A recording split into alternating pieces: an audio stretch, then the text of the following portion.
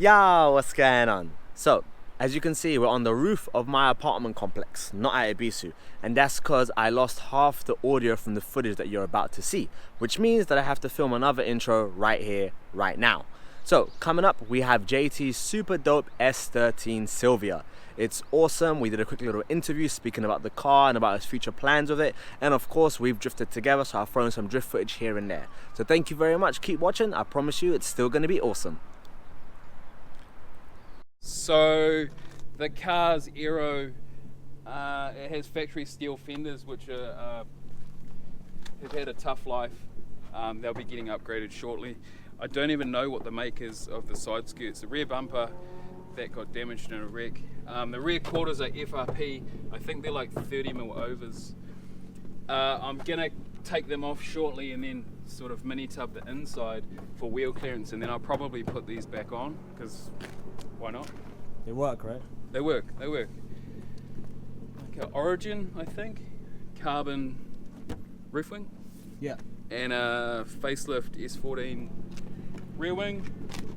Probably my favorite part of the whole car is the front, like the block square headlights, all the factory stuff. Even the hood, the grille, the front bumper and the lip, that's probably my favorite part of the car. How much power does it have? Currently it's got 300 horse, so I have set up a pretty cool upgrade, which is it's very old, but it's a very new condition Blitz K3 450R, which is rated for an SR up to like 450 horse. So I've got that turbo kit with a wastegate manifold. It's a cast manifold, and like I said, the turbo is virtually brand new. I've got HKS camshafts, 264 exhaust, 256 inlet. We're going to a top mount fuel rail, which is coming from Australia, from Golby's, and running 750cc Bosch injectors, which is it's quite different to most of the cars here. They'd normally run a Nismo factory side feed style. And then probably one of my favorite things is a Link ECU, which New Zealand. Even though I'm from New Zealand, I've never run one before, so I'm really looking forward to it. Things like the issues the other day with the oil pressure dropping, and dumping all of that oil, the factory system didn't really know that or could cope with it. The Link, there's safety systems in place where the Link can turn the engine off, which is going to save things. Yeah. So I'll be expecting around 400 horse. With all of that, I think I've just bought an adapter plate for an RB25 gearbox as well. So once I've done the upgrade there, I'm looking at like a twin plate ORC clutch, and then the last thing will be the RB25 gearbox, and then it should be pretty bulletproof maintenance. The focus with the car is 400 horse on a virtually stock bottom end engine, meaning that other than replacing the head gasket, we're not going to open the engine or mess with the bottom end. Here it's a really popular thing to do. Like in other countries it's a lot different with you buy a car, you buy all these parts and rebuild everything. Here it's more like just stages, because the power is nowhere near as important. All the tracks are like short courses, so yeah, the power is not so critical compared to tracks like Pukekohe or Manfield, or where you need a lot of guts to sort of maneuver around the tracks. Yeah. And normally I'd run like a 235 Kenda, which is a 300 treadwear tyre, and this is like a 200 treadwear 265, and they're good rubber no matter what. Cool. That's awesome, bro.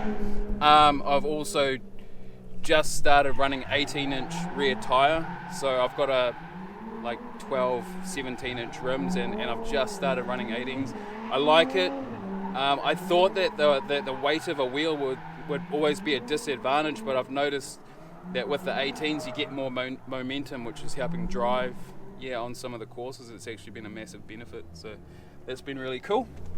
The front steering system, one of the staff at PV, Jono, he made the knuckles for me, and also moved the steering rack position, so he moved it forward to help with bind.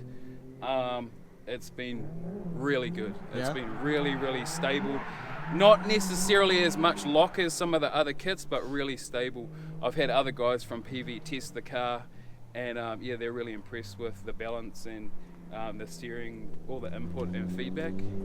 Shout out to Jono, he made good knuckles, bruv. You make good anything, bruv. You get me? Sweet, bro. Let's check out the inside of your vehicle. Okay, it is really basic.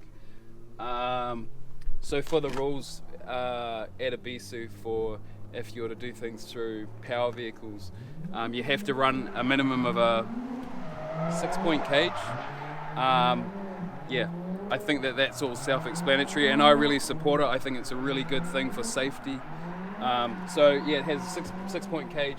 It has a really old breed bucket seat. When I first got it, it had a huge crack all the way down here, halfway through the seat. So pulled it out, re-glassed it. A really important thing here is conserving money, because every little thing adds up. These cars can absorb a lot of money really fast, so when you're doing it on the cheap like I've had to do, I mean, it works. This is probably my favorite seat ever out of all the cars I've driven. Like, I love this seat. And yeah, the interior, I was always taught to lightweight the car by detailing it. That's one of the first things, so I've done that straight away. Remove the carpet and stuff. Some people prefer all the creature comforts of the carpet and everything, but for me, this is more of like a race drift thing. Yeah. But also an important thing for me is keeping a dash. So the dash is in, all the heater controls and everything have been, the heater box and everything behind there has been removed, so it's pretty basic under there.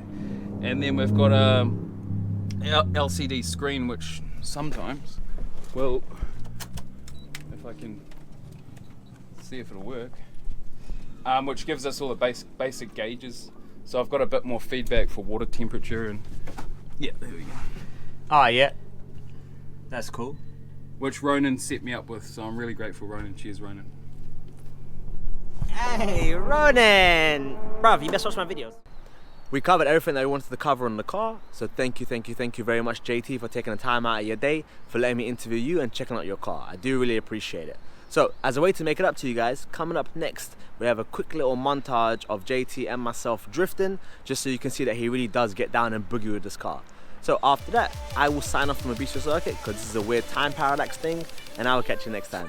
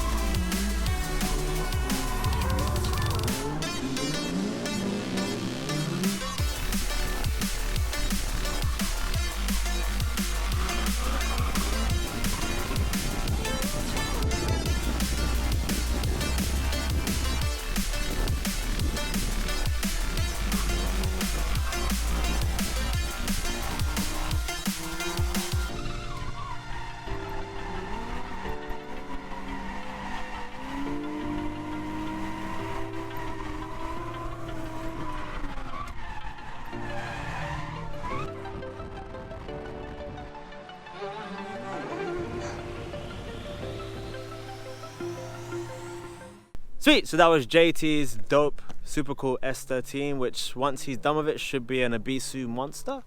But you know what I'm saying, hit that like button, subscribe, write a comment, you know what I'm saying. JT's one of the OGs back from New Zealand, so if any of you Kiwi guys watch my vid, you should know who he is. But I appreciate it, and man, we'll catch you next time. Cheers!